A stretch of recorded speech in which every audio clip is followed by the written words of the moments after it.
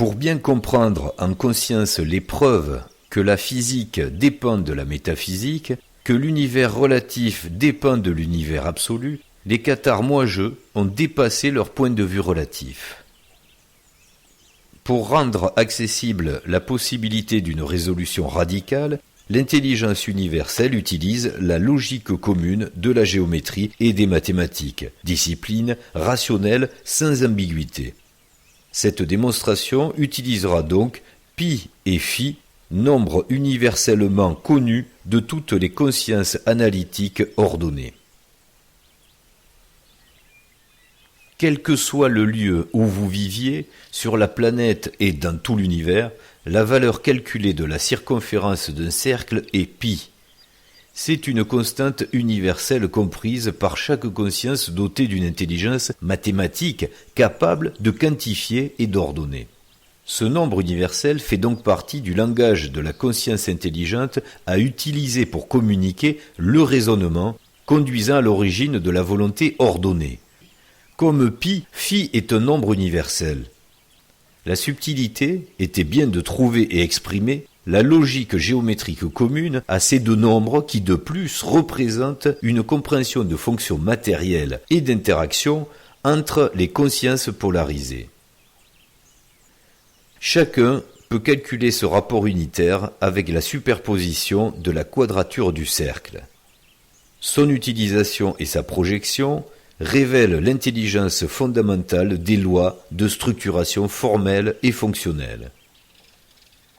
Cette compréhension prouve, à la conscience prête à l'admettre, que l'univers est bien une construction intelligente voulue, en contradiction au nihilisme hasardeux, ne pouvant sans conscience ni volonté ordonner une cohérence.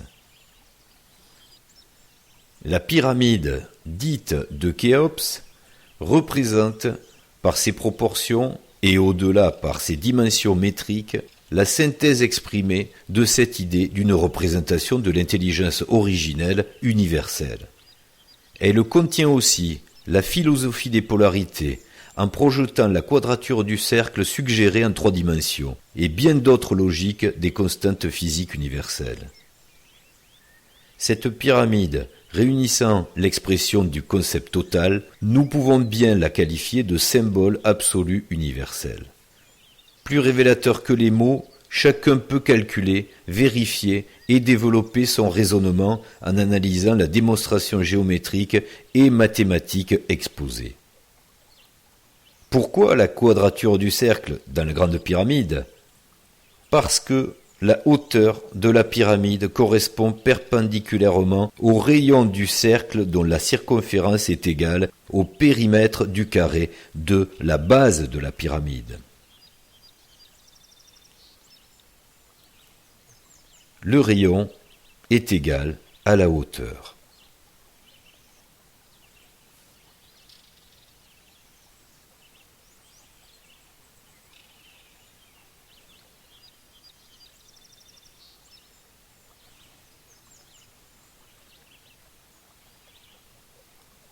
Avec de l'attention et de la réflexion, nous pouvons enfin trouver l'Apocalypse.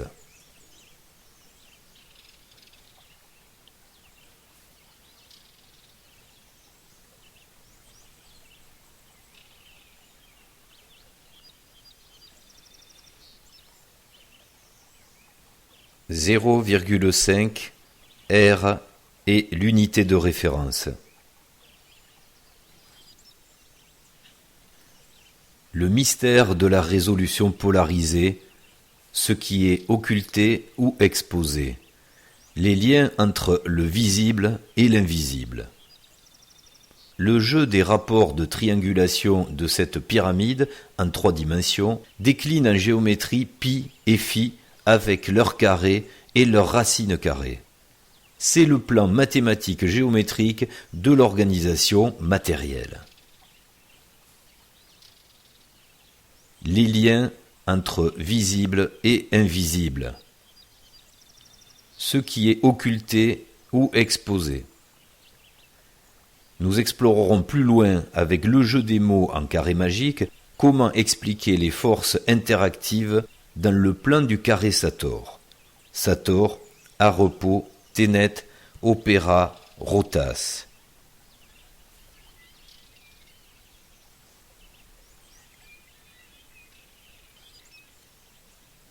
Vous noterez au passage une réflexion sur la forme et la fonction avec pi, phi et l'axe h qui vous permettront de noter que dans l'interaction pi moins h égale phi, h est égal à 1,5236.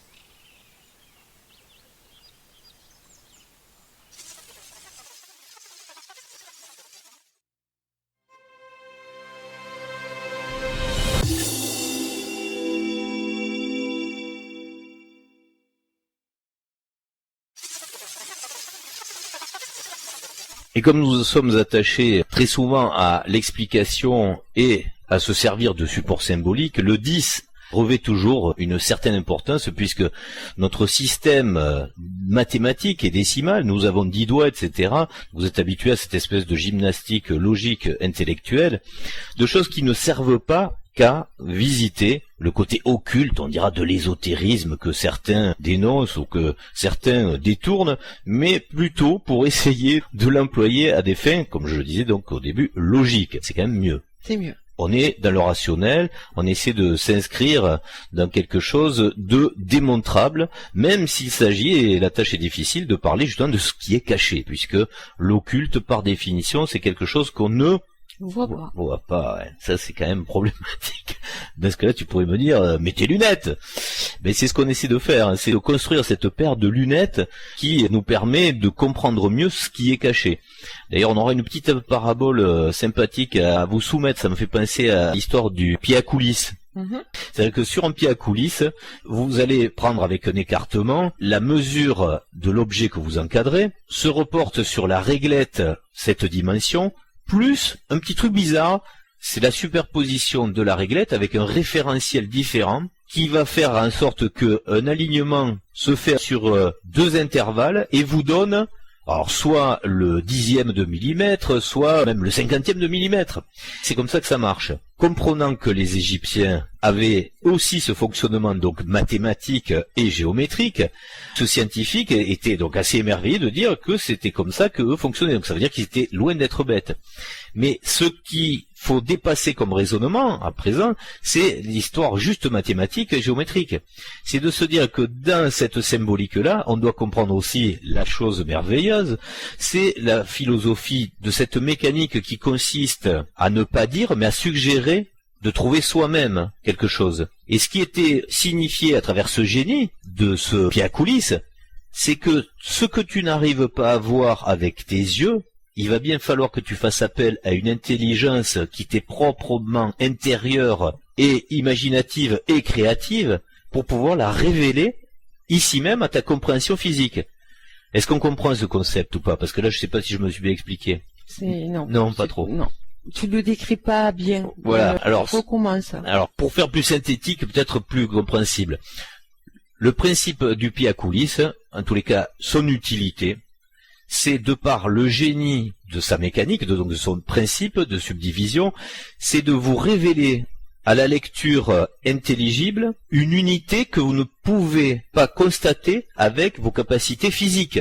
C'est-à-dire vos yeux ne voient pas le 10e de millimètre. On est d'accord? Oui, on est d'accord. Donc comme vos yeux ne voient pas le 10e de millimètre, vous allez vous surpasser dans vos limites physiques pour que votre intelligence vous donne la solution pour voir ce 10e de millimètre. C'est une parabole parfaite à ce qu'est votre conscience de moi-je, d'être humain relatif, pour penser à ce qu'est soi-je.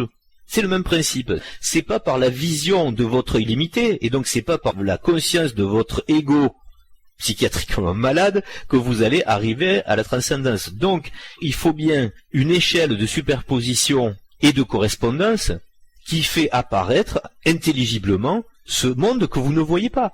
Là, par exemple, le 10e de millimètre est trop petit, donc pour vous, il n'existe pas à votre perception. Mais dans les faits réels, si on zoome très fort, il existe. On est bien d'accord. ce pied à coulisses, il formalise bien le génie qu'il faut avoir du passage du relatif à l'absolu, puisque pour l'instant, on n'en a que l'intuition, mais on n'en a pas les preuves.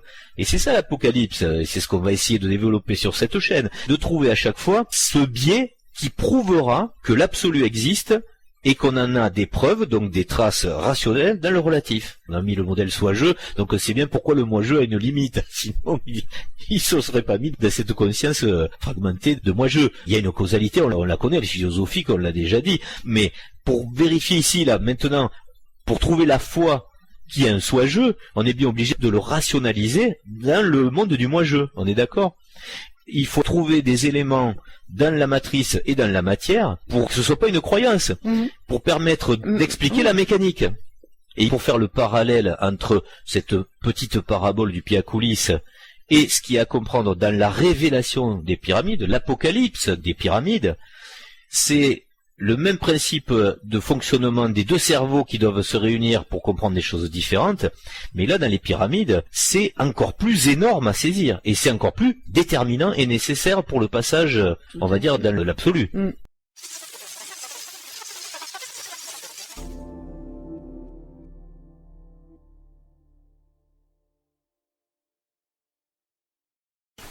Le titre de cette nouvelle vidéo, le symbole absolu universel. Comme diraient certains commentateurs sous certaines vidéos, quand on est plein d'émotions et d'entrain, je crois que tout est dit. Hein, c'est ça, hein. Le symbole absolu universel, là, tout est dit. Et rien. Bon, par contre, il reste tout à dire, effectivement. Voilà. Puisque nous sommes là, vous l'avez bien compris, à travers cette chaîne, pour essayer tout du moins de rationaliser une façon de penser, une méthode d'analyse pour comprendre et appréhender la matrice et le monde en général, le relatif et l'absolu, avec une certaine méthodologie, une certaine, on va dire même habitude de réflexion. C'est ce que nous avons essayé donc de conduire tout au long des vidéos depuis le début de cette chaîne. Autant vous dire que si vous arrivez sur cette vidéo et que vous ne connaissez pas du tout cette méthodologie que nous avons essayé d'imprimer à travers les réflexes de pensée, à travers les réflexes de raisonnement, vous aurez beaucoup de mal peut-être à tenir compte de cette espèce de révélation, d'apocalypse, de début d'apocalypse que nous allons amener dans cette vidéo. Mais pour ceux qui sont rompus à ce genre de réflexion, donc de raisonnement, je pense que ça ne devrait pas poser trop de problèmes. On l'espère. Voilà, parce qu'il va falloir, et c'est là tout l'art de savoir manier le cerveau droit et le cerveau gauche, on peut dire, de savoir fusionner la pensée philosophique et la pensée rationnelle scientifique. Une fois de plus, nous allons nous servir de cette équation qui fait que l'homme est entier, et la femme d'ailleurs, puisque dans la tâche un petit peu difficile qui nous est proposée dans la matrice, dans le jeu du relatif, c'est bien de tout réunir.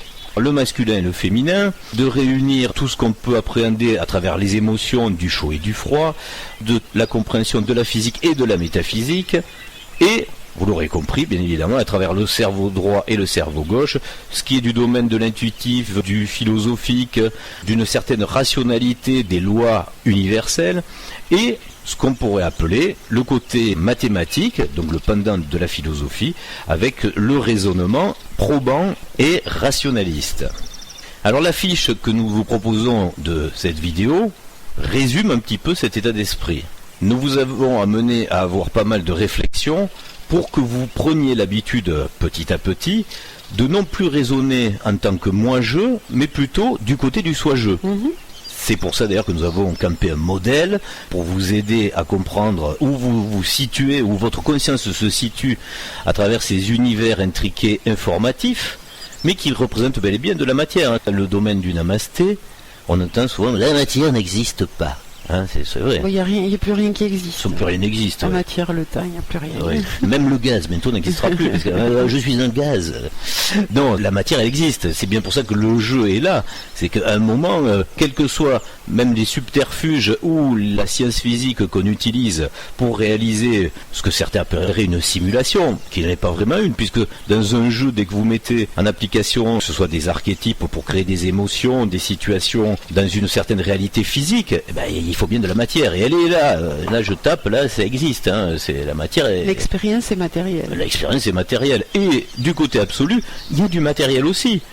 Imaginez bien que si vous n'êtes que de la lumière ou du gaz, vous allez sacrément vous limiter aussi dans vos émotions et vos expériences. Donc, pour rompre avec ces méthodes qui utilisent la fascination et qui vous subjuguent dans un raisonnement qui vous entraîne sur quelque chose que vous ne comprenez pas, que vous ne maîtrisez pas et qui fait que vous donniez de l'importance et du pouvoir même à une personne qui a de l'ascendant sur vous, sur ce genre de concept absolument abstrait, là, on n'est pas du tout dans ça. Hein. Nous, on vous affirme bien que ce que vous vivez ici dans la matrice, et qui prend bel et bien la forme physique de quelque chose qui se touche, qui se palpe, qui a une interaction physique et émotionnelle avec vous, et sensationnelle, de l'autre côté, dites-vous bien que c'est la même chose, mais en beaucoup plus supérieur, puisque le but, c'est toujours d'avoir des émotions. Mais là, elles ne sont que respectables, alors qu'ici, ça a été fait justement pour quelque chose qui est tout... Duel. Voilà, dualité, et on essaie donc de vous remettre dans cette logique de compréhension, toujours, et c'est là la difficulté quand on est ici un moi-je relatif, de toujours raisonner avec l'omniscience et l'omnipotence du soi-je, qui lui a vraiment notre angle de compréhension et de vue, et là on est obligé de raisonner dans ce monde physique relatif, avec une certaine morale, on peut le dire, une certaine éthique et une certaine loi universelle qui appartiennent au monde absolu, le monde originel, le monde de la conscience primordiale. Là est la difficulté pour un moi-je. Donc on fait l'effort une fois de plus de gagner cet état d'esprit. Et là, à travers la fichette de cette vidéo, nous vous avions parlé en début d'année sur cette nouvelle série Enfin l'Apocalypse, de ce que nous allions aborder comme thématique. Et bien c'est exactement ce que nous allons faire sur cette première vidéo de cette série, c'est donner une preuve. Alors pour certains ce sera une preuve, mais pour d'autres ça ne sera pas une. Oui, voilà. Parce qu'à un moment, il faut soit le comprendre, soit le saisir, soit on ne comprend pas. Il faut pouvoir le percevoir en tant que point de vue, en fait. Et c'est là que la difficulté va s'installer. Et quelque part, c'est plutôt sain et logique dans le jeu de la matrice, c'est que il n'existe pas un concept du grand secret qui pourrait être donné à la totalité des consciences des moi-je et qui d'un coup fasse une révélation sans faire d'effort. Oui. Il n'y a pas une formule magique. Il n'y a pas une formule qui serait à la portée de tous les moi-je. Il faut qu'ils aient fait un certain cheminement. C'est pour ça que je disais, on est sur est-ce que je suis en capacité de percevoir ce point de vue-là et de l'analyser avec discernement. Ce qui donne l'occasion de préciser ce que pourrait être ce que certains appellent ce grand secret, le fameux passage entre la compréhension du relatif et de l'absolu. On va tout d'abord dire ce qu'il n'est pas. Ce grand secret, c'est pas une solution magique, il n'y a pas une formule magique, il n'y a pas une incantation par exemple à faire qui changerait votre état de conscience. C'est pas une doctrine forcée qu'on pourrait retrouver dans certains courants intellectuels spiritualistes, avec des règles bien déterminées, des rites, qui font appel à chaque fois des archétypes. Et là, on l'a bien précisé tout au long des vidéos de cette chaîne, justement, nous, notre tâche était bien de comprendre les archétypes pour s'en extraire, pour ne plus être victime et les comprendre pour quelque chose qui fait évoluer et qui fait aussi comprendre les règles du jeu, ni plus ni moins. Ce concept du grand secret, c'est pas non plus, attention, une utopie relative, parce que souvent c'est ce qu'on retrouve aussi beaucoup dans les publications sur les grands secrets. C'est des utopies, mais chaque fois qui sont déviantes, elles sont dévariées, donc elles appartiennent à chaque fois à l'idéologie relative. Mais c'est certainement pas ce qu'on peut appeler une utopie de l'absolu. Donc c'est une pseudo-utopie relative.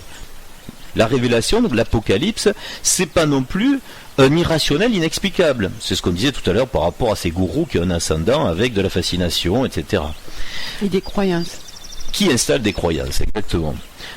Si ce n'est pas tout ça, on peut, à l'inverse, donc refaire une définition en disant que c'est bien rationnel et explicable, que c'est une vraie utopie absolue et pas relative, et que ce grand secret, en fait, il doit être évolutif de conscience parce que vous avez fait, comme tu disais, ce chemin, et que ce n'est certainement pas une doctrine forcée. Donc on donne à un moment une information de quelque chose que vous devez vous-même évaluer comme quelque chose de pertinent ou pas, parce que vous le jetez à la poubelle si vous le voulez. Voilà. C'est quelque chose qui se trouve. C'est un certain chemin à cet instant-là, et après, on analyse. On se l'approprie quelque part. Ça devient ce qu'on peut appeler la foi dans l'absolu après. Oui, qu'on sait que ça existe et qu'on fait un choix personnel ici pour demain. C'est vous-même qui obligez votre propre conscience de moi-je de rejoindre celle du soi-je. Tout à fait. En gros, c'est ça. L'architecture, on l'oblige la pas, je structure, pense qu'elle est contente. c'est une fusion qui doit se faire. C'est... Obligée dans le sens où elle se voit pas aller ailleurs. Disons que si dans le jeu, soi-je a bien travaillé quelque part et sur assez Et moi je compétences, aussi. et moi je aussi, du coup tout se passe en harmonie correctement.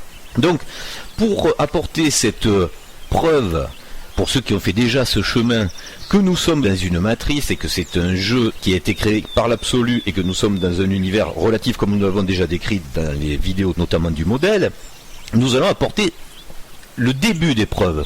Parce que, on va pas entrer dans les détails, mais il existe un certain calendrier de divulgation, de révélation, donc d'apocalypse, et les choses doivent se passer, c'est une logique, on n'est pas là parce qu'on tient des clés que certains n'ont pas, non, beaucoup de gens ont des clés, mais à un moment, certains sont en mesure de les donner, et d'autres se réservent peut-être pour les divulguer, parce que justement, quand vous avez cette intrication avec votre soi-je, vous comprenez quand est-ce que vous pouvez faire évoluer le jeu du relatif, grâce ici à cet avatar qui est notre moi-je. Donc pour l'instant, comme je vous le disais, donc on ne va pas entrer dans les détails de cette espèce de calendrier de l'apocalypse, des révélations, surtout que celui qui est mené par le cauchemar du relatif, lui, il est avancé depuis très longtemps. Tout à fait. À la fin du jeu, le degré de contrainte augmente, que ce soit au niveau social, psychiatrique, économique, cataclysmique, etc. Bon, et là c'est le cas, et vous avez vu qu'à chaque fois, qu'est-ce qu'on colle comme nom dessus? Vous avez vu dernièrement, il y a eu des vagues de submersion, hein, ça c'est... Ils adorent ça. Et des tempêtes, hein, ce qui est pas drôle du tout. Et qu'est-ce qui se passe à chaque fois? Quand on va même faire l'interview d'une personne sur place qui a vécu ces moments délicats, c'est c'était apocalyptique. Ma bonne dame, c'était apocalyptique. Voilà, une fois de plus, on est arrivé à bien ancrer dans la conscience des moi-je de cette planète que l'apocalypse, donc la révélation, c'est un truc bien dégueulasse, c'est un truc qui est très fort, on ne pourra pas lutter contre et qui va sûrement causer notre perte. Hein. Oui, tout à fait. Voilà. Ça, c'est dur hein, d'avoir à contrecarrer cet effet quand même de la définition de la révélation. C'est bien là qu'on voit que si une personne ne met pas en avant son potentiel de moi-je, il est dans ce genre de choses. Ah ouais. Et c'est là où on voit aussi qu'il y a un partage des personnes. Ceux pour qui un mot va dire une chose et ceux pour qui il va dire autre chose. On comprend là que tout ne peut pas être dit à tout le monde à un instant T. C'est complètement cohérent. C'est pour ça qu'il y a vraiment une espèce de chronologie de l'avancée de la conscience. Et un partage du monde quelque part. Et qui reste même logiquement parallèle avec ce degré de contrainte qui avance. Hein. Bon, il y a même des concepts déviants qui vous font croire que l'apocalypse, j'ai vu pas plus tard que le week-end dernier, une série qui passait encore une fois, d'ailleurs tu vas me dire, parce qu'on a déjà parlé puisque c'est constant, sur la Deuxième Guerre mondiale, présentée avec toutes ces horreurs comme... L'Apocalypse, c'était une fois de plus le titre de cette série qu'on vous rabâche en permanence. Donc vous voyez bien que cet égrégore, il est installé, c'est clair et net. Et faire comprendre que l'Apocalypse, si dans votre conscience, ça peut être quelque chose de très positif, alors là, il y a du chemin à faire. Hein. Ceci dit, tout égrégore peut grossir ou maigrir jusqu'à disparaître. Donc voilà, et nous avons quelques années pour essayer d'inverser la tendance pour savoir si ça se passera à la fin du jeu plus ou moins. Sachant qu'il n'y a rien de grave, même si ça se passe mal, vous avez bien compris, ici nous sommes dans le relatif. C'est l'expérience que la masse veut mener. C'est très démocratique au final cette affaire, hein. Faut pas s'en faire. Si nous avançons vers des temps où le mot apocalypse sera ressenti comme cataclysmique, c'est-à-dire si ça devient l'apocataclysme, c'est parce que la majorité l'aura choisi. Et puis on passera sur un âge différent avec des bases qui seront jetées sur des consciences qui ont préféré continuer le jeu d'une certaine façon. Il y a pas et revenir pour régler ce qui a réglé, voilà. Choses. Parce qu'il y en a des choses à régler à chaque fois, évidemment. Oui, bien sûr. Ça fait partie du jeu des émotions de cet enfer-là. On voit même ceux qui se préparent à être les maîtres de demain, y compris sur le plan spirituel. Voilà. Tout se met en place d'une façon très cohérente pour ce monde relatif-là. D'ailleurs, à propos de ce que nous allons avancer comme, pour nous, des preuves en tant que soi-je, pour comprendre ce que moi-je ici est dans une composition, une création, une sous-création du monde absolu, on fera quand même un petit avertissement auprès comme tu dis, de cette espèce de communauté qu'on peut largement définir, on pourrait une fois de plus leur dire attention, parce que beaucoup d'entre eux n'ont toujours pas compris ce qu'ils font et ce qu'ils sont avec ce voile émotionnel égotique. Qu'est-ce qu'ils font de toutes ces informations qui pêchent de l'absolu et qui déforment et qui transforment pour pouvoir évidemment garder le pouvoir d'esclavagiste, parce qu'ils n'ont pas encore compris. Alors, en avançant dans la démonstration, on le précisera avec plus de finesse. Donc la grande question que nous devons nous poser, que vous devez vous poser, pour bien comprendre ce que nous allons exposer, et ça je vous demanderai même de le méditer en dehors de cette vidéo, puisque là on va avancer sur des preuves, donc vous ne les aurez peut-être pas réfléchies, mais vous, dans votre compréhension de conscience, ce qui serait important, ce sera de pouvoir essayer de vérifier si le raisonnement est bien correct, ou s'il existe une autre solution que celle que nous allons exposer là. Rappelez-vous une seule chose à méditer, la seule question que vous devez vous poser, et là c'est toujours l'effort le plus délicat à faire évidemment, ne vous posez pas la question en tant que moi-je joueur dans le jeu du relatif, mais en tant que soi-je, la conscience de votre propre identité, de votre caractéristique qui se trouve dans l'univers absolu et qui est lui omniscient, omnipotent. Donc placez-vous à ce niveau-là et vous devez travailler, vous poser cette question. Si vous deviez formaliser un symbole de l'absolu universel, donc de l'univers absolu, ce qui s'y passe, comment le concevriez-vous?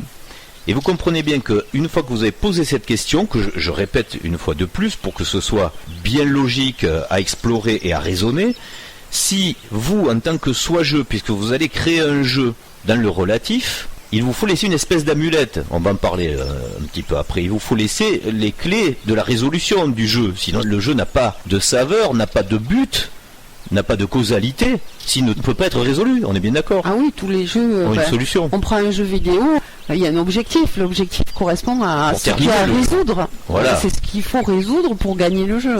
Et c'est pour ça qu'on en revient à ce qu'on disait juste avant sur la définition de ce que n'est pas ce grand secret. C'est que s'il y avait un grand secret que d'un coup tout le monde le comprenait sans avoir eu à le travailler, le jeu se finit plutôt mal, puisque ça veut dire qu'on perd la saveur de la compréhension ultime. Là non, on est dans quelque chose de très fin, de fabuleux. Dans l'absolu, on est toujours sur ce qu'il y a de meilleur. Et là, dans le jeu, c'est exactement ce qu'on vous propose de découvrir. C'est-à-dire que même si vous en comprenez les tenants et les aboutissants, c'est à vous de l'intégrer à chacun. On ne donne jamais une clé, et la clé, elle va ouvrir la serrure sans difficulté. Chaque clé doit être adaptée à chaque serrure. Oui. Et c'est ce qu'on comprend avec cette symbolique du jeu. On a la chance d'être à une époque où il y a du virtuel à notre disposition. C'est qu'un grand secret ne va pas vous dire comment gagner le jeu. Il va vous dire quel est le but à atteindre, qu'est-ce qu'il faut décrocher pour être le gagnant du jeu, mais il va jamais vous dire comment vous allez arriver à décrocher, sinon le jeu serait facile. Ce que font certains, d'ailleurs, rappelle-toi, quand on jouait plus jeune à des jeux, il y en a qui achetaient des codes pour craquer le jeu et pour avoir des pouvoirs supplémentaires, etc. Du coup, ils passaient à côté de l'épreuve qui est enrichissante et intéressante, c'est-à-dire de résoudre. Oui, puis passer des caps, c'est-à-dire se dépasser pour, à un moment donné... arriver au stade d'après. C'est-à-dire développer cet effort qui fait qu'on grandit quelque part. Dans la suite logique de ces preuves, mais cette fois-ci intelligente, et là c'est plus de la constatation visuelle, mais c'est de la compréhension sur l'autre cerveau scientifique et rationnel. Là par contre on vient plomber un truc, ça ne peut pas être du hasard.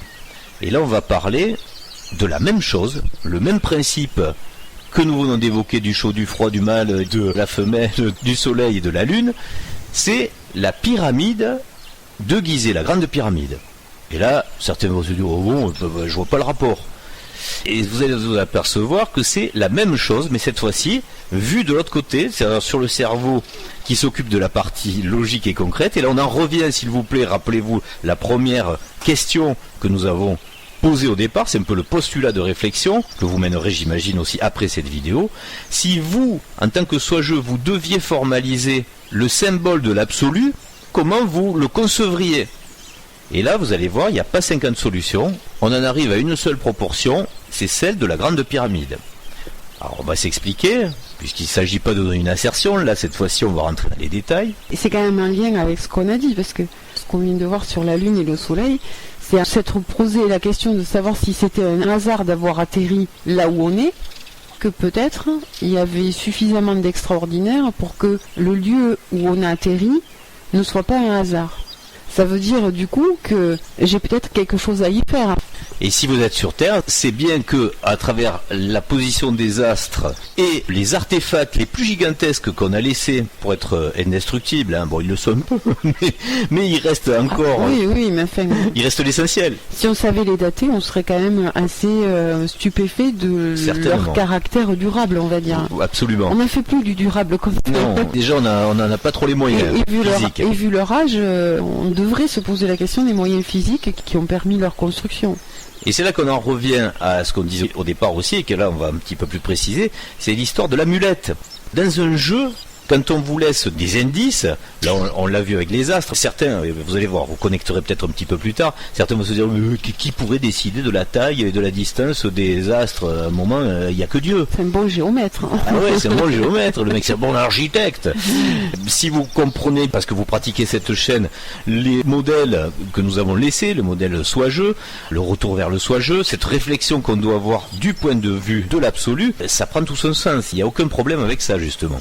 Alors cette amulette, on fait un peu appel au film Inception, parce que c'est la même chose qui se déroule dans ce film. On rappelle vite fait, les protagonistes de ce film se retrouvent à œuvrer dans le monde du rêve, dans le monde onirique, et comme ils savent que quand ils sont plongés dans le monde onirique, ils n'ont pas le même état de conscience, c'est une conscience fragmentée du monde dans lequel ils sont réellement éveillés, ils ont, pour rappel, de mémoire, c'est une espèce d'interrupteur de conscience. Ils ont ce qu'on appelle une amulette, en l'occurrence dans le film c'est une toupie, mais vous savez une pyramide par exemple, si vous la faites tourner sur elle-même, ça devient une toupie absolument de visuel ronde, tout ce qui est carré devient rond. Dans l'invisible, il faut comprendre par rapport aux notions de vitesse, aux notions de dynamisme, quelque chose qui est carré, si vous le faites tourner, de visu ça devient rond. Voilà. Bon ben là il y a une toupie dans le film, mais là on va arrêter cette toupie, et chez nous sur Terre qu'est-ce qui se passe? Eh bien, on a des pyramides. Ces pyramides, d'ailleurs, elles sont fascinantes. Quelle que soit la culture de votre naissance, on vous présente que ce soit les pyramides de Gizeh ou d'ailleurs. C'est fascinant. Mais c'est mieux qu'un gourou quand même là. Parce que ça veut dire quelque chose. Et là on va rentrer dans les détails. Parce que cette amulette, à un moment, elle n'est pas là pour rien. Vous avez bien compris que dans le jeu, à part si vous êtes un néoconscientiste physicien, c'est-à-dire le gars qui se dit tout ça c'est un vieux machin qui sert à rien, c'est tout à fait normal à expliquer, il n'y a rien d'extraordinaire. Bon ben là évidemment vous aurez beaucoup de mal à imaginer que ça a été fait à des fins de compréhension du jeu et que ça raconte l'essentiel justement, et ça raconte la totalité. C'est pas que ça raconte un peu, ça raconte le tout. Et on va rentrer dans les détails. Donc cette amulette, elle est là. Alors soit elle vous sert à vous réveiller, comme dans le film. Quand vous la voyez, vous dites, oh là là, ça c'est ancré au fond de moi comme un truc quand même très important, c'est une clé à comprendre. Si vous en êtes là, c'est que vous voulez y réfléchir. Donc rentrez, s'il vous plaît, dans le raisonnement, et c'est là que c'est difficile, c'est clair et net. Tout à l'heure, on était dans l'intuitif des deux planètes, et tout c'est la philosophie, c'est joli. Mais là, on rentre dans quelque chose qui est plus délicat, c'est de l'analyse rationnelle, ce qui devrait plaire à nos amis zététiciens, justement, et physiciens, c'est d'analyser qu'est-ce qui a voulu être exprimé dans cette architecture. Or, j'en reviens à la question que je repose du départ. Qu'est-ce que vous feriez, comment vous symboliseriez, comment vous formaliseriez symboliquement un artefact qui vient résumer les règles du jeu et qui vient faire comprendre la résolution du jeu? Et bien là, vous allez vous apercevoir qu'il n'y a qu'une seule solution, c'est de jouer une fois de plus avec la superposition, la résolution du plus et du moins, donc du féminin et du masculin, puisque vous le savez, c'est le but originel. Et là, nous allons essayer de le retranscrire dans quelque chose d'architectural. On aurait eu du mal, par exemple, à le mettre en forme sous de la philosophie, je dirais, esthétique. Parce qu'on aurait pu faire, par exemple, des statues géantes d'une femme et d'un homme qui sont en train de fusionner un contre l'autre. Bon, déjà, sur l'aspect de la morale pudique, ça aurait pu choquer. Bon, après on aurait pu s'arranger, en habiller un peu le tout. C'est quand même problématique parce que c'est pas universel. Il faut bien se dire que certains archétypes esthétiques de certaines personnes caractérisées, il y en a qui aiment plutôt être fins, d'autres plutôt élancés. Donc vous pouvez pas faire un personnage universel. Culturellement aussi, selon qu'on est en Asie, en Afrique, en Europe, on n'a pas les mêmes attributs. On n'a pas les mêmes stéréotypes. Ça aurait été compliqué de se dire qu'on allait trouver un format de représentation auquel toute personne sur le globe puisse s'identifier. Si, il y avait bien le principe Télétubies, comme on a fait. Mais c'est vrai que après ça fait Je suis pas sûr que qui que ce soit à tes petits. On pourrait trouver ça génial. C'est plutôt moche et plutôt rigolo. Mais c'est justement au moins personne s'identifie. Alors avec beaucoup d'imagination, ce qui est très très bien. Mais comme quoi, c'était pas non plus une solution de faire un artefact en pierre indestructible qui ressemble à deux Télétubies. Donc fatalement, en plus, on va quand même être un peu plus fin parce que n'oubliez pas, on essaie de raisonner non pas dans le relatif, mais au niveau de l'absolu. C'était trop évident aussi. Ça n'aurait pas nécessité qu'on se creuse beaucoup. Oui, en si plus. On avait montré deux amants qui sont et ceci est le grand secret. Formidable. Ouais. Ça fait avancer personne, intellectuellement parlant et spirituellement parlant non plus, surtout pas. Donc la quête de compréhension, elle est bien dans cet artefact. Un nombre d'expériences incalculables sur le sujet. Certains l'ont utilisé en idolâtrie d'ailleurs. Oui, bien sûr. Un groupe bien connu avec un œil au-dessus de la pyramide se sert de ce symbole avec des proportions douteuses pour pouvoir lui aussi l'utiliser. Et comme c'est le jeu dans la matrice aussi, d'être un élément d'émotion et de perturbation dans le jeu, puisque c'est le but du jeu. Fatalement, il fallait bien que ces symboliques soient aussi récupérées pour que par exemple, au lieu qu'elle soigne, elle fasse peur, qu'elle rende malade. En fait, vous voyez le principe. C'est à vous d'interpréter qu'est-ce que vous préférez. Donc dans le mot apocalypse, c'est pareil. Soit vous y mettez quelque chose d'horrible, soit quelque chose de révélateur et de libérateur. Donc on revient à notre plan du pourquoi, du comment, que cette pyramide représente le masculin et le féminin, représente donc le soleil et la lune. C'est une logique très intelligente et rationnelle qui fait intervenir deux choses qui sont universelles. Et ça, il faut commencer à bien intégrer pourquoi les deux nombres que nous allons citer sont fondamentaux dans cette intelligence qui, elle, se vérifie partout, que vous soyez sur Aldébaran, Sirius, Mars, la Terre ou sur la Lune. Un être doué d'intelligence et de rationalité géométrique et mathématique qui se trouve bien dans la matière et qui doit à un moment l'évaluer, la mesurer, va prendre connaissance des règles de géométrie qui le conduit à connaître pi et phi. Alors pourquoi ce sont donc, et c'est comme ça qu'on les appelle, ce sont donc des nombres transcendants. Des mathématiciens bien terriens moigeux, pour eux c'est pas transcendant, pi et phi. C'est juste le côté pratique du mécano du coin ou de l'agriculteur du coin qui s'en sert pour évaluer des surfaces ou des périmètres, c'est tout. Et c'est pas transcendant dans ce cas-là. Là où ça devient transcendant, c'est quand vous allez comprendre évidemment l'importance de l'universalité, du point commun universel de ces deux nombres. Alors on va pas refaire la vidéo, on a déjà fait une certaine approche de cette compréhension de pi et de phi il y a bien longtemps sur cette chaîne, on va pas la reprendre. Là on a essayé d'avancer plus vite et un peu plus loin sur cet aspect transcendant. Donc vous, dans votre état de conscience, vous savez déjà que pour calculer, on va remettre un petit plan sous les yeux, comme ça ce sera beaucoup plus clair. Vous savez déjà que pour calculer la surface d'un cercle, extraterrestre ou terrien, on en arrive toujours à la même conclusion. Pour le départ d'un diamètre d'une valeur de 1 et donc d'un rayon de 0,5, vous aurez comme résultat sur la circonférence 3, 14, 16, qui est la valeur donc de pi. Après, on ira un peu plus loin pour déterminer bien que dans le jeu, certains avaient mis des finesses dans l'absolu pour qu'on puisse comprendre aussi le féminin et le masculin, parce que, soit dit en passant, pi, ça se rapporte aussi à un mot qu'on connaît dans le lexique qui désigne quelque chose qui existe. C'est quoi pi? Ce sont les mamelles de la vache. Ça existe. Eh oui. Donc c'est bien féminin, c'est le lait, c'est ce qui fournit. Alors bon, après, on pourrait dériver sur la voie lactée, etc. Mais nous, on s'arrêtera au fait de dire que ça existe. Mais quel hasard! Oui, quel hasard! Que c'est l'élément typiquement féminin et nourricier. Ah, tout à fait. On est bien d'accord. Donc c'est pas masculin. Donc la symbolique de ce qui représente pi, donc le cercle sur Terre, donc le cercle, c'est bien féminin. Après on va plus loin dans la compréhension des symboliques qu'on avait déjà expliqué sur des vidéos sur la sexualité. Quand on voit dans notre nature s'ériger des grandes pierres qui symbolisent des choses à comprendre comme sur les menhirs ou sur les dolmens, le dolmen, lui, c'est aussi une architecture féminine, on comprend pourquoi. C'est un contenant de quelque chose qui est vide. Donc il y a un contenu vide. Ben, c'est comme la femme. Après on fait un petit raccourci, c'est un trou. C'est donc une cavité, vide. Par contre, le menhir, c'est ce qui remplit. C'est pas un contenant, c'est un contenu mais de matière. Donc c'est bien l'inverse une fois de plus. Il est là en la tant que la forme dynamique. Voilà, la forme est évidente. Suggestive. Ouais, plus suggestive. Ouais. Voilà. Vous comprendrez bien qu'on joue tout le temps avec ces aspects-là. On est toujours sur le même principe de comprendre le féminin et le masculin, et notamment à travers ses attributs évidemment sexuels. On reprend la même logique, là on est en géométrie, on est sur des opposés. On sait très bien que l'opposé de la courbe, c'est la ligne droite. On est chaque fois sur cette dichotomie hyper simple au final à comprendre. Donc la courbe, c'est le féminin. Le longitudinal, le longiligne, donc la dynamique qui va dans la ligne droite, c'est le masculin.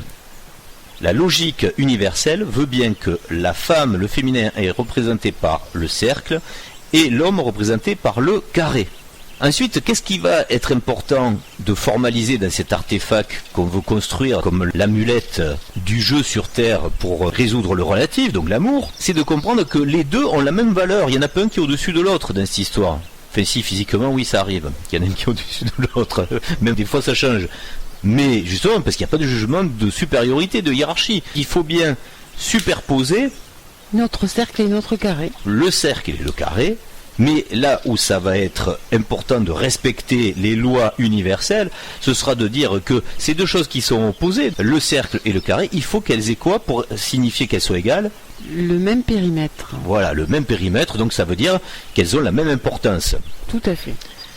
Et là, vient à l'idée un concept que vous connaissez toutes et tous, qui est d'ailleurs même en tant que terrien, une phrase très bien connue quand on fait des grandes résolutions, qu'on arrive à résoudre des gros problèmes, c'est de dire on va résoudre la quadrature du cercle. Donc ça veut bien dire que vous devez trouver le moyen de formaliser un cercle et un carré qui est la même circonférence et de les intégrer un dans l'autre. Donc ça c'est de la géométrie. C'est ce qui a été signifié là.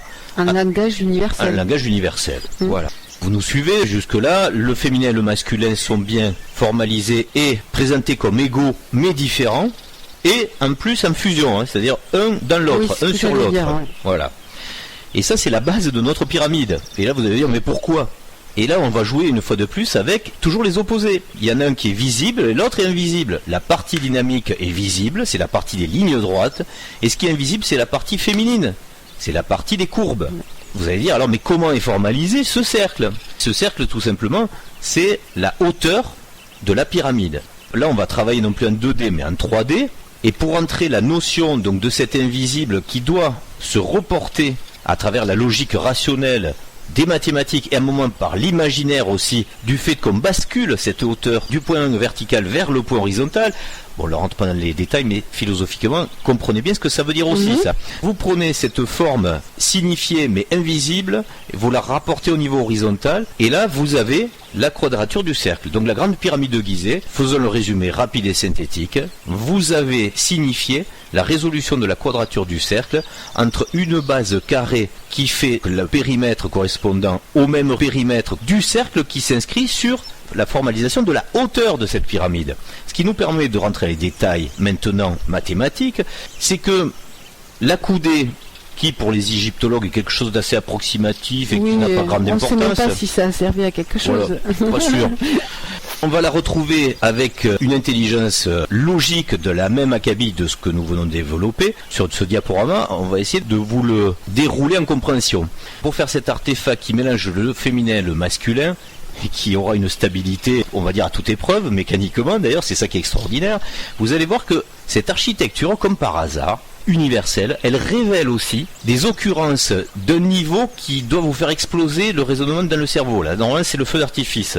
Vous partez non pas de raisonnement mathématique sur le début de la réflexion, mais sur une philosophie, c'est-à-dire vous voulez signifier les règles du jeu du masculin et du féminin. Et au final, vous allez vous apercevoir que cette même philosophie de départ vous entraîne à formaliser aussi les deux fameux nombres dont on a parlé tout à l'heure, qui sont transcendants et qui sont trouvables partout dans l'univers et communs à tous, c'est-à-dire pi et phi.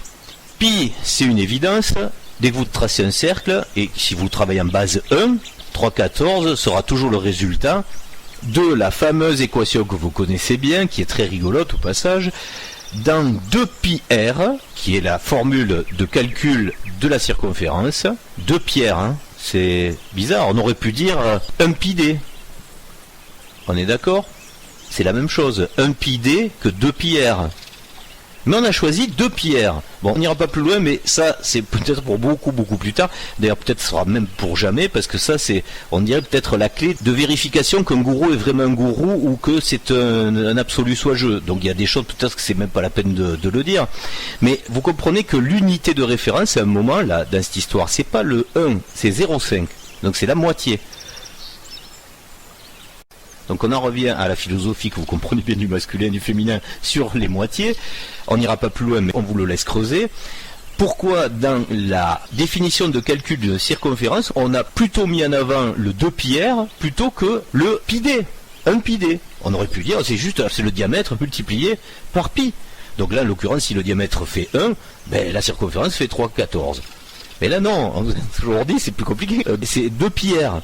Bon, c'est pas que le jeu de mots 2 pierres, mais ça veut dire aussi que la référence, c'est pas le diamètre, mais c'est bien le R, le rayon. Le rayon fait 0,5, c'est bien une moitié. Donc je sais que c'est pas toujours plaisant de faire des mathématiques, mais tant pis, il faut, creusez-vous la cervelle, on est obligé, il faut y aller. Ben, si c'est le langage universel, il faut comprendre que c'est aussi la façon qu'on a de vérifier les choses. Parce que là, on n'est pas dans la croyance quand il s'agit des maths. C'est un modèle pour universel. Pouvoir vérifier les choses. Donc à tous ceux qui cherchent, il y a le choix entre ce qu'on vous bascule comme principe, ça existe, ça existe pas, ça a des pouvoirs magiques, ou le langage universel qui nous a été donné. À un moment donné, même si on n'a pas envie, ben on explore le truc, on regarde, on fait les calculs, ça va pas. On retourne au cristaux. Et aux incantations. Et au contact avec des extraterrestres chelous. Voilà. Il y en a bien. Pourquoi il est important ce R alors ? Alors, pourquoi c'est important ce R ? Bien parce que vous allez très vite vous apercevoir si vous jouez avec cette géométrie que l'importance de ce qui se passe en hauteur va devoir aussi se matérialisé sur la base. On continue le même raisonnement toujours. Les compréhensions des oppositions, donc entre l'horizontal et le vertical, le féminin, le masculin, donc la courbe et la ligne droite, etc. C'est vrai qu'il y a une chanson qui commence par « Je bascule à l'horizontale ». Oui, hein, toujours par la voilà, même, qui nous donne des messages assez importants en général. Justement, la basculons sur la compréhension de cette base, là vous la voyez, le carré, là donc c'est la vraie base matérielle de la pyramide. Et vous allez vous apercevoir, puisque là c'est déjà tracé quand même, c'est plus facile pour vous, qu'on matérialise une distance qui, elle, vient se formaliser grâce à la superposition de la quadrature du cercle, c'est-à-dire qu'on a matérialisé la hauteur qui vient tracer ici même la partie circulaire. C'est ce qu'on appelle un rayon, c'est bien R. On est sur 0,5. C'est pour ça que c'est bien écrit R égale 0,5. Donc c'est important. Bon, après on pourrait parler de quelque chose, mais on va vous le laisser un petit graine, chacun fera ce qu'il voudra. Justement, s'il y avait une unité universelle à trouver, nous en tant que terriens, il existe une unité commune à tout le monde, et qui correspond quelque part au mètre, ou à la moitié du mètre. Ça, c'est quelque chose d'important, et ça existe. Voilà. On le dit au passage. Après, on n'en dira pas plus. On reste que sur cette compréhension de preuve. On essaie de rester sur le raisonnable. Voilà, on reste sur ce raisonnable-là. Le point commun est bien 0,5, le rayon. Ça vous laisse en intuition, puisque là on fait du raccourci, on ne va pas développer, il faudrait faire une vidéo de 3 heures, ne serait-ce que pour expliquer précisément la décomposition de la compréhension de l'intelligence qu'il y a dans cet artefact. Mais là on va très vite, on passe les étapes. Par intuition, on va dire que vous comprenez que pour faire quelque chose de régulier, d'équivalent, de stable et d'harmonieux, il faut avoir des équidistances, donc il faut avoir des égalités. Et là on se retrouve avec la question qui se pose, mais comment peut-on composer avec cette figure qui représente un rayon commun, ce R 0,5, comment peut-on composer une géométrie rectiligne à l'intérieur d'un cercle, toujours la même philosophie, avec une unité commune. Et l'unité commune, c'est le rayon. Vous allez vous apercevoir que, oh, par surprise c'est formidable, la seule solution pour faire de l'égalité.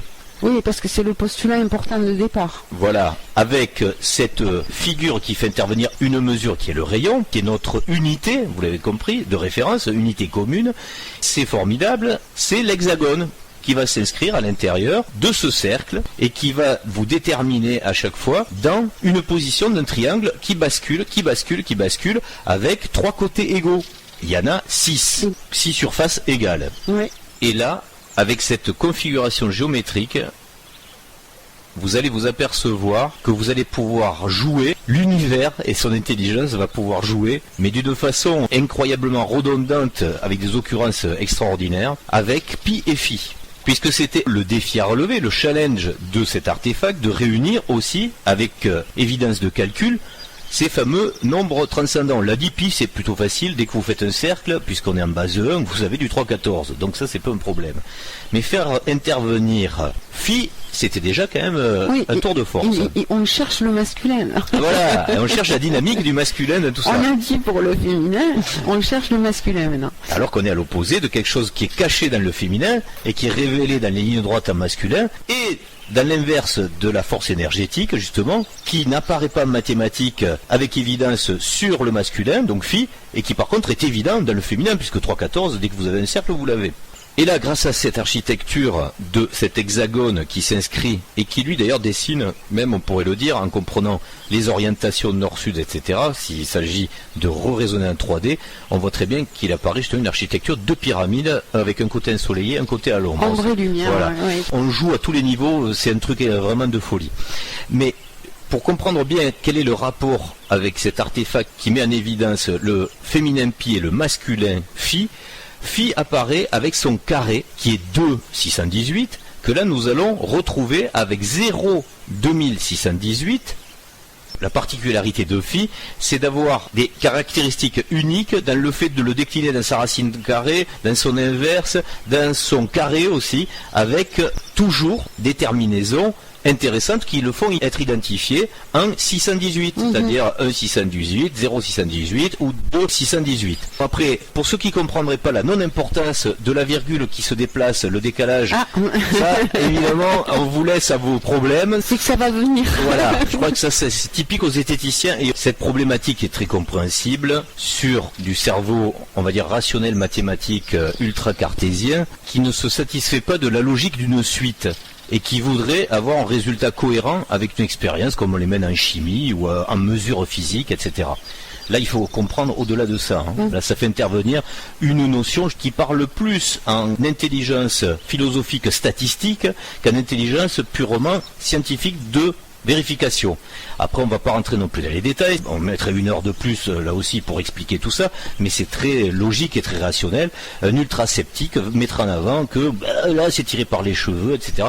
Donc si vous en êtes là, laissez tomber ou continuez à faire des tracés avec de la géométrie et comprenez avec la question de base, si vous deviez formaliser un symbole de l'absolu, comment le feriez-vous? Et vous allez voir, il n'y a qu'une solution, et comme par hasard, elle est miraculeuse, et en même temps, elle est philosophique et mathématique. Donc, revenez au départ du postulat.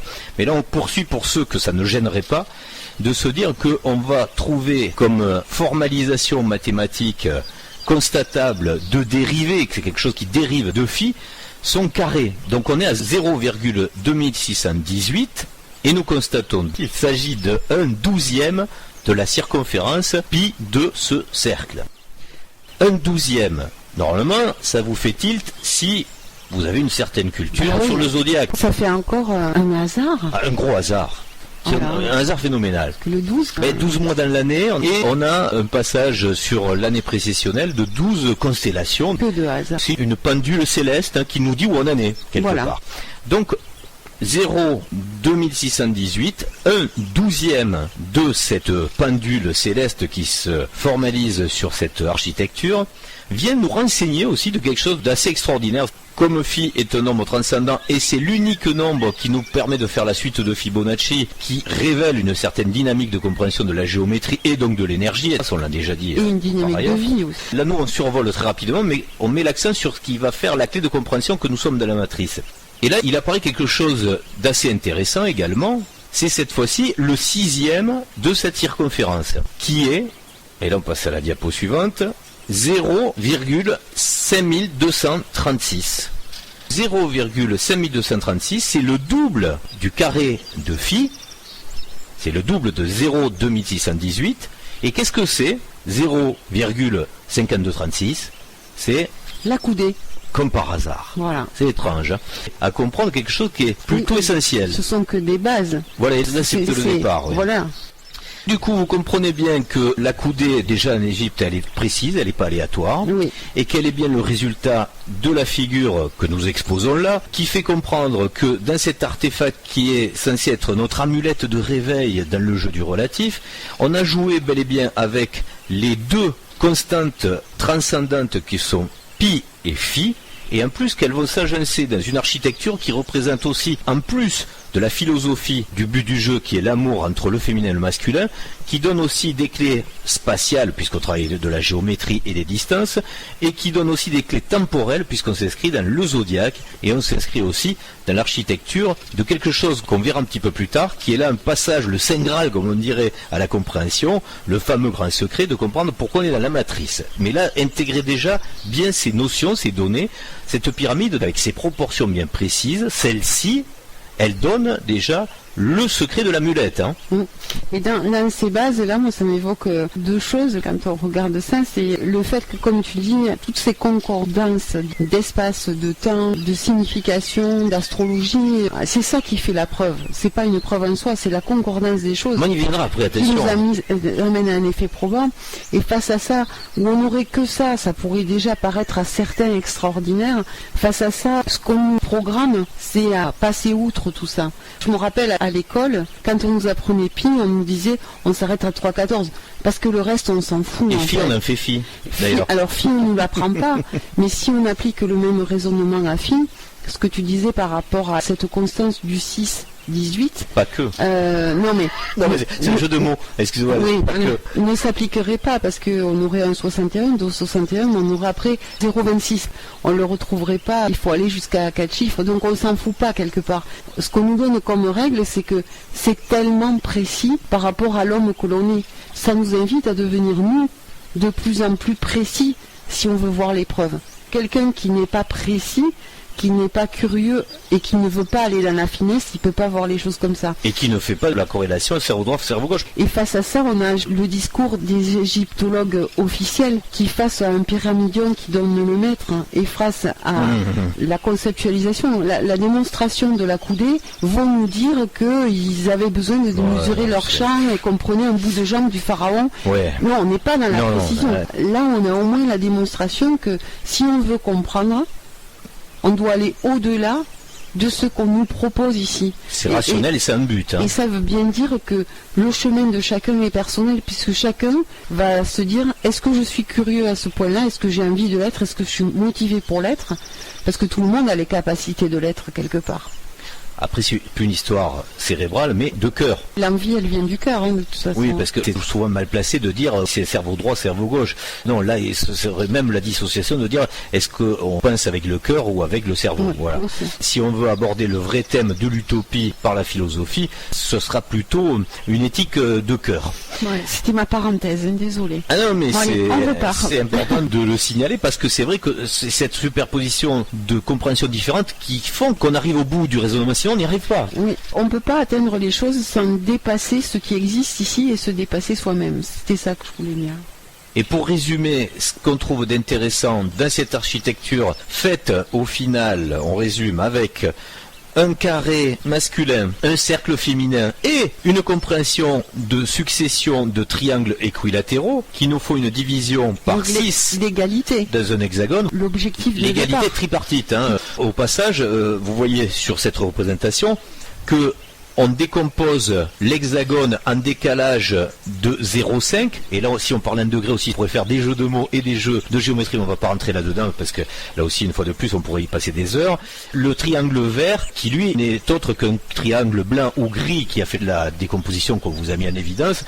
Si vous le décalez de 0,5, lui vous donne le zodiaque Pour 12 tranches. 12 tranches, voilà. Tout à fait. Et lui-même, après, décomposerait une autre compréhension qui est aussi importante, mais alors on ne peut pas rentrer là-dedans non plus, si on retrouve une architecture de surface non plus divisée par 6, mais par 5 à l'intérieur de cette géométrie. Bon, allez, on va pas... Donc l'amulette nous éclairerait sur... Voilà, sur l'architecture de choses. l'homme, etc.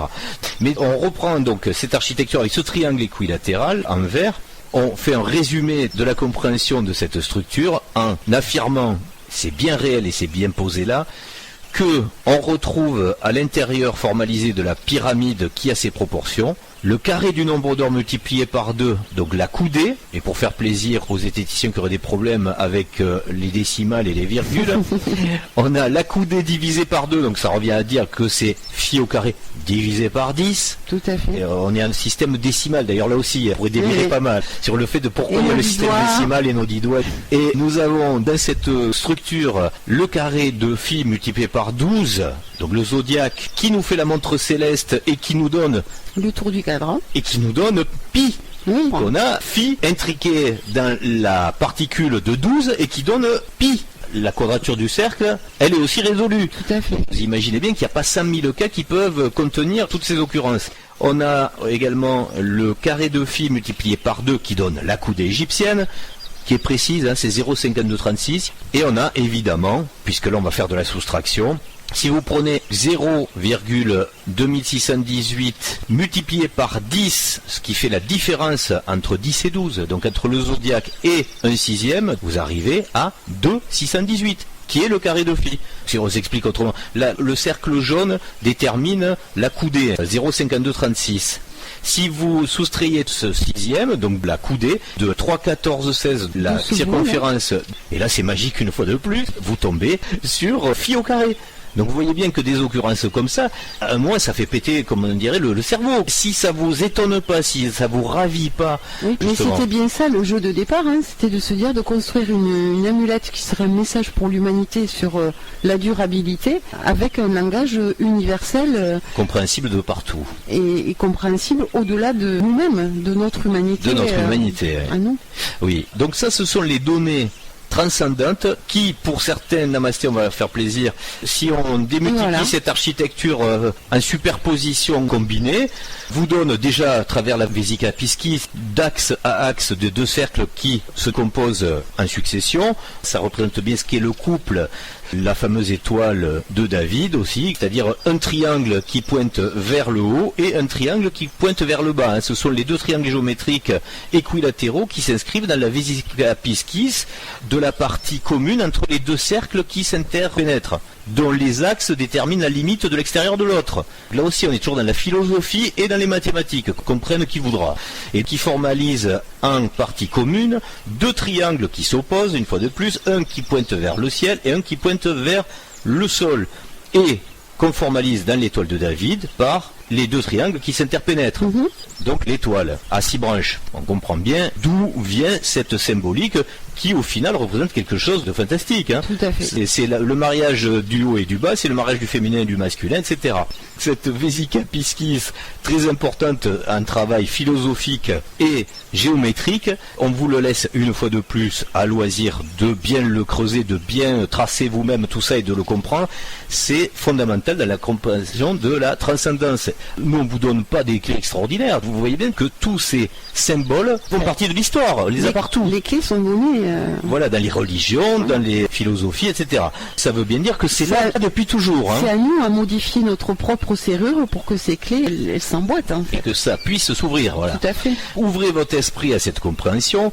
Et là, vous allez vous apercevoir que ça a une pertinence... d'une finesse et d'une grandeur incommensurable, on peut le dire. Pour faire plaisir, j'en reviens à nos amis namastés, vous voyez bien que la fleur de vie, c'est bien l'inscription de cette interpénétration de ces géométries concaténées entre ces carrés qui même deviennent en 3D des cubes, on le voit, et des cercles qui, au final, dessinent la graine, puis la fleur de vie. Et on comprend pourquoi ça s'appelle une fleur de vie. Et voilà, de vie. Et dans toutes ces représentations, c'est pour ça que nous avons jugé utile, quant à nous, de rajouter une architecture, une géométrie qui le formalise, puisque c'est suggéré par les mathématiques philosophiques de cette proportion de pyramide, qui est cette amulette, de nous dire que la représentation en 3D, en réel, de cette architecture, c'est la fameuse pyramide qu'on vous présente sur cette chaîne depuis pas mal de vidéos. C'est la toupie, hein. Formalisé en rose et bleu aux couleurs de nos soiegeux et moigeux que nous avons plantés dans les aventures des décors de la série Retour vers le soigeux. Le voilà bien formalisé clairement, la résolution de la quadrature du cercle, du féminin et du masculin en 3D. Et c'est là que votre compréhension doit arriver jusqu'à ce qu'on appelle la conscience de l'incommensurable. C'est de faire le lien avec la matrice quelle serait la clé de passage de compréhension que nous sommes bien dans une aventure créée par l'absolu, dans ce petit relatif qui nous fait tant de problèmes. En début de vidéo, on a évoqué la chose incompréhensible et assez extraordinaire de se dire mais comment l'univers a pu manifester, soi-disant comme vous pouvez le penser, mettons le hasard, ou cette coordination parfaite de nous mettre le soleil et la Lune avec la même perception de taille. À une distance qui fait que nous, on les perçoit de la même taille. Voilà, et qu'on ait le même raisonnement que nous avons développé en début de vidéo. Et des pyramides, et parce qu'elles y sont, ne vous inventent pas, il y a des pyramides, dont une qui attire l'attention plus que les autres, évidemment, c'est la grande pyramide de Gizeh, c'est Khéops, qui nous donne les mesures, la proportion parfaite, pour vous faire comprendre que vous êtes dans le jeu, puisque, et c'est là qu'on va faire le pont, que cette pyramide, avec cette proportion, elle vient, et c'est là que ça devient aussi extraordinaire que la Lune et le Soleil, elle vient se calquer sur la géodésie terrestre. De bien grands mots peut-être qui font peur, mais qui en fait sont largement compréhensibles.